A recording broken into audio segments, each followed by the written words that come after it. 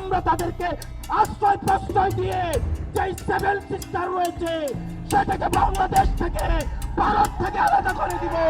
Seven সিস্টারকে ঘিরে ব্যাপক নিরাপত্তা বলয় তৈরি করছে ভারত। দেশটির শিলিগুড়ি করিডোর অর্থাৎ বাংলাদেশের সীমান্তে ব্যাপকভাবে বৃদ্ধি করা হচ্ছে সশস্ত্র সেনা।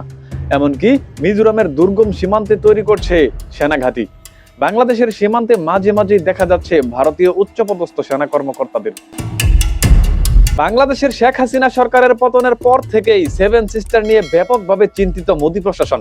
সম্প্রতি এনসিপি নেতা হাসানাত আব্দুল্লাহর সেভেন সিস্টার আলাদা করে ফেলার হুঁশিয়ারিতে গভীর প্রতিক্রিয়া দেখিয়েছে দিল্লি।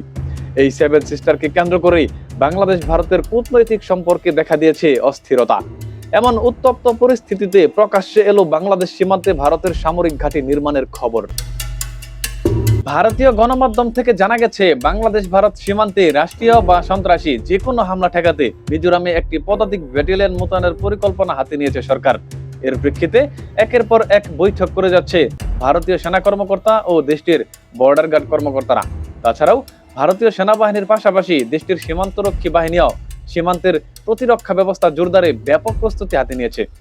ভারতের সীমান্তরক্ষী বাহিনী বিএসএফ এর পরিকল্পনার ভেতরে রয়েছে বাংলাদেশ সীমান্তের কাছাকাছি স্থায়ী বাংকার নির্মাণ, মাটির নিচে অস্ত্রাগার নির্মাণ, জরুরি মুহূর্তে ভারী অস্ত্রশস্ত্র দ্রুত সরবরাহের সড়ক পথ নির্মাণ এবং বিস্ফোরণ বিরোধী টানেল নির্মাণ করা হবে।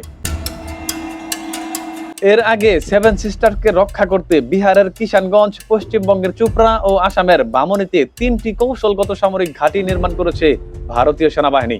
সব মিলিয়ে বলা চলে, বাংলাদেশের সঙ্গে সম্ভাব্য যুদ্ধের সব রকমের প্রস্তুতি সম্পন্ন করেছে ভারত।